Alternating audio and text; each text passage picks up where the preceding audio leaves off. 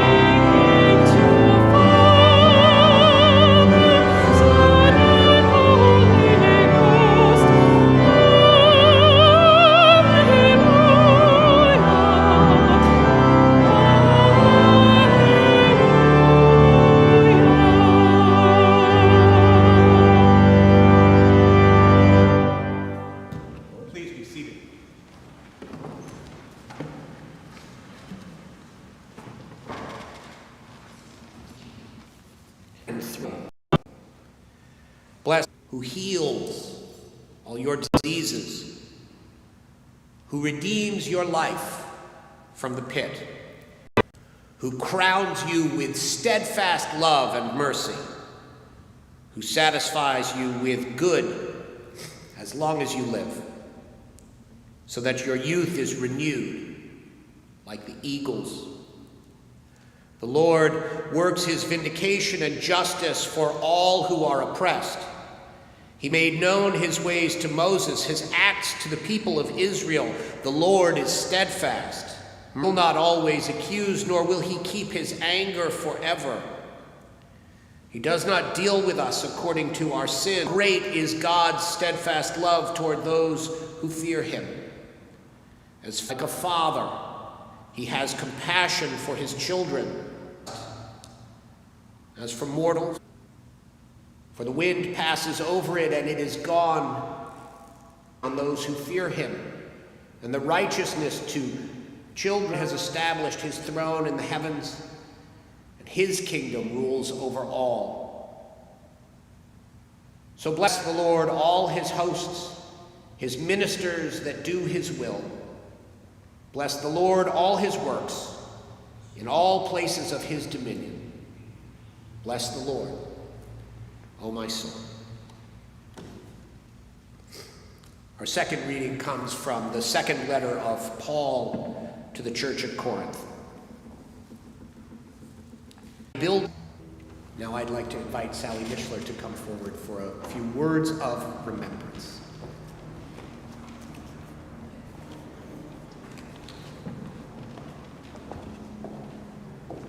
Hear from Ron Well and Robert S. It's very important in the early 90s. Was incredibly warm and engaging and made us feel so welcome. We were in our 30s with 2 young girls, and he quickly made us feel a part of the church. Soon after, we had a 3rd daughter, Lizzie, who Ron christened. At the time, the congregation was large and diverse, pulling from all areas of Greenwich, and also in its membership. The church had many involved. They could afford. I will read success. Robert always appreciated being engaged. Situation challenged us. Passed away. We learned that he had put Heart Care International in his will. Truly amazing. There will be many more children's lives saved in the future, thanks to Ron. We will greatly miss Ron Allison. He will truly live on in our hearts as one of our the church received by Keo remembrance in tribute to our dear grandfather. Their late son, Ron, entered volumes for many of you jointly loved from day one.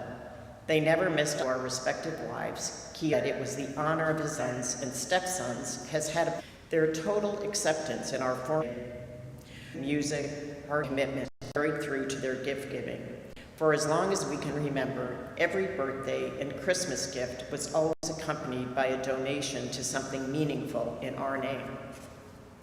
As a person, Grandpa Ron, or Gramps, or the Ancient One, as he would often call himself, was larger than life in many ways. He was magnetic and had a wonderful sense of humor, was outgoing, and loved the magic of the moment. He had a booming and confident laugh and a twinkle in his eye that told of his vivaciousness and love of life. He was also tremendously stubborn, but in all the right ways. Grandma Penny was his soulmate and counterweight. She was from Iceland, despite them very sick and early passing. Ron continued, and he would regular meals. They were August when he visited. He truly loved Europe in November, where he and Penny. November 1st, just a bit of it, the same restaurant, Gramps. Humor. Ron and Grandma Penny, we remained loved and loved.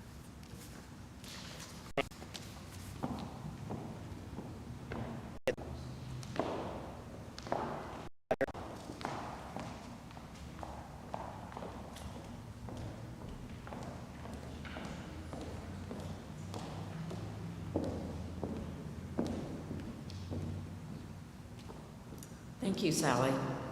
Good morning and good afternoon to those who are dialing in from London. In his ministry,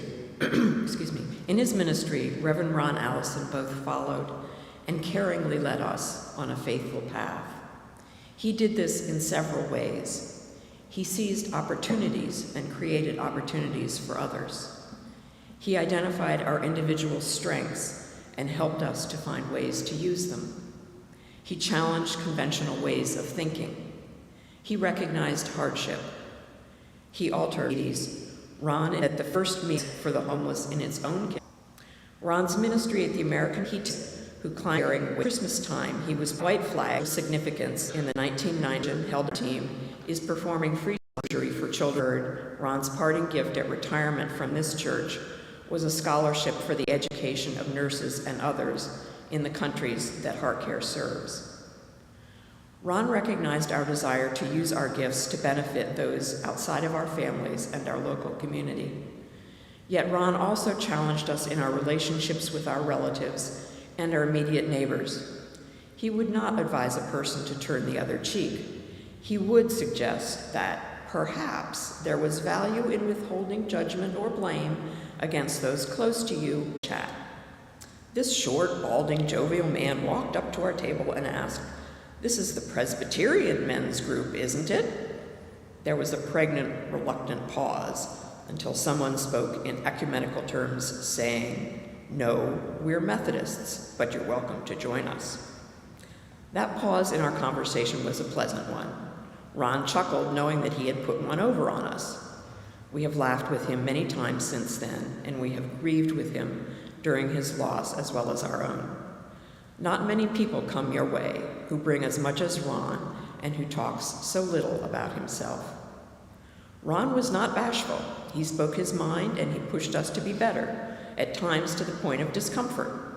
As a man of small stature, he doubtless had to prove himself early in life. In high school, he played varsity football and was a track letterman. His Westchester High School yearbook pictures him with a thick head of hair and a pleasant but determined countenance. The Thursday men's group was extremely important to Ron. On more than one occasion, he told us that it had saved his life. His contributions to the group are immeasurable. Not only did he gladly take regular moderator assignments, but when Harry Gilmer himself was struck with giant cell arteritis and lost sight in his right eye, Ron stepped in and took over the organizational task. There are several clergy in our morning group. They and the group as a whole recognize what can be described as a pastor's heart. We not only recognize that in Ron, but became subjects of his pastoral care. And Penny, what a lovely, talented woman. She and Ron had been partners from early on. They married early and faithfully supported each other over a lifetime. She was obviously a strong woman and a supportive wife. Her illness was deeply disturbing to Ron, and he shared that with us, though in so many ways, he was a very private person. His last journey was to retrace steps they had taken together years earlier. He talked about Penny more than about himself. In fact, if you tried to find Ron online without going into ancestral databases, all you would find is a simple LinkedIn page listing him as a Methodist minister located at Parkway Hills United Methodist Church. He helped build bunk beds, he helped to feed the hungry, he helped to heal the sick. And in no small way, he walked and sang with us on our personal journeys. Harry Gilmer has written a poem that he'd like me to conclude with. Listen, listen, do you hear it? There is music deep within you. There is a song in your very soul. That is your own song. You cannot hear it unless you are still. It is the song you sing with God. Not with your ear, but with your mind. It is the song you sing with your neighbor. It is a love song. Listen, do you hear it? Do you hear it? We heard Ron's song. He was for us a blessing. Thanks be to eternal God for the presence of our friend Ronald Frank Allison and for his song.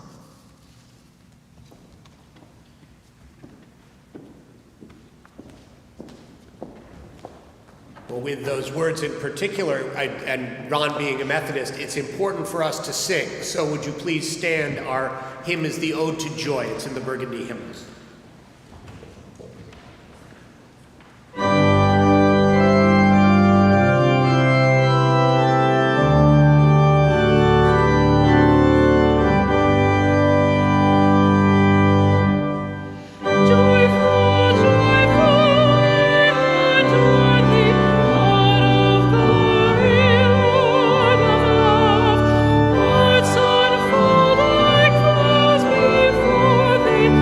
Open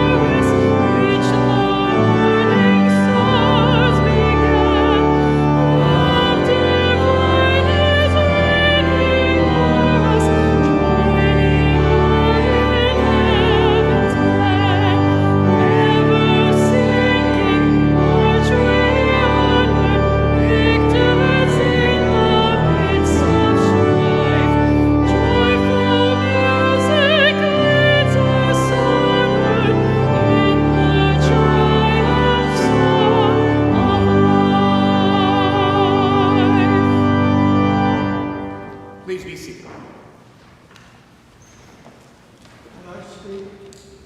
Sure, Penn. Okay. I'm Penn James, my wife and I. Some years ago, I hopefully and then German search. I learned from a fellow in London who said that he lived in America. We did a tour.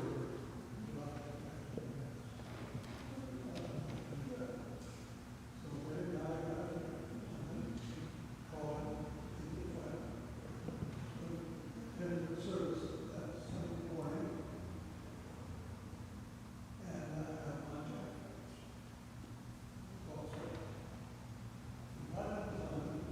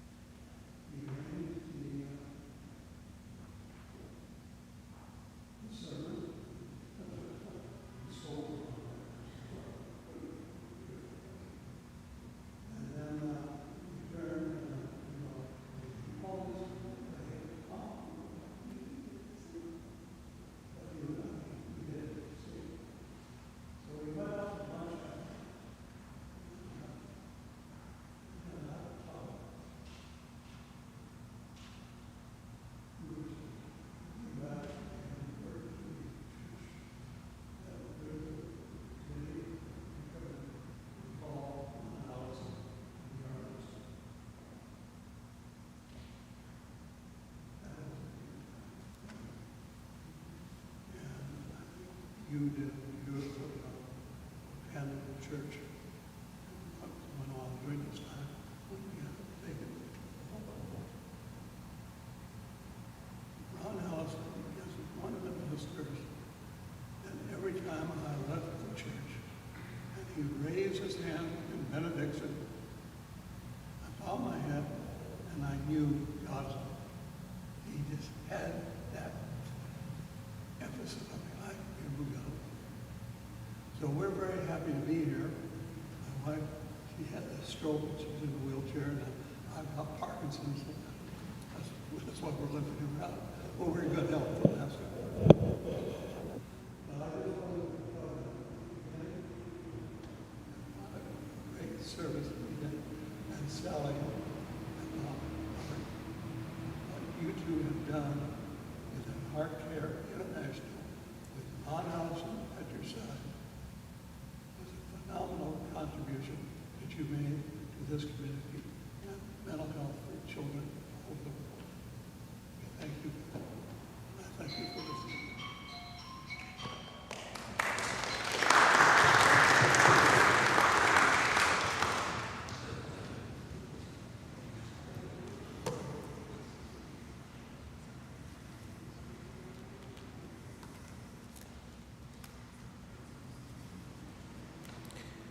There are memories of Ron's pastorate here that are the stuff of legend. There was the time we found out that our church steeple was in deep trouble and needed $600,000 worth of immediate repair, which was money, needless to say, that we did not have and were not sure how to get. And the story goes that Ron had a sleepless night going over it and over it and over it, and he prayed.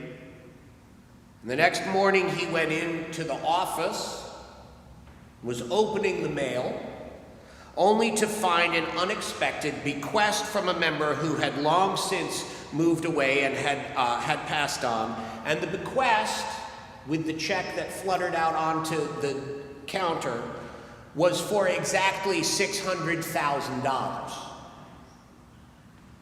Things like that happened when Ron was here. Enough of them, and often enough that Ron's time in Greenwich is remembered as having a somewhat providential cast to it. He was, in a way, a miracle worker. And that says a lot. If Ron were here, of course, he would say that those moments don't point to who he was. It seemed especially keen. And he wanted that for everyone. During his tenure, the church was nearing the end of a long period when movers and shakers, captains of industry were particularly well represented in our pews.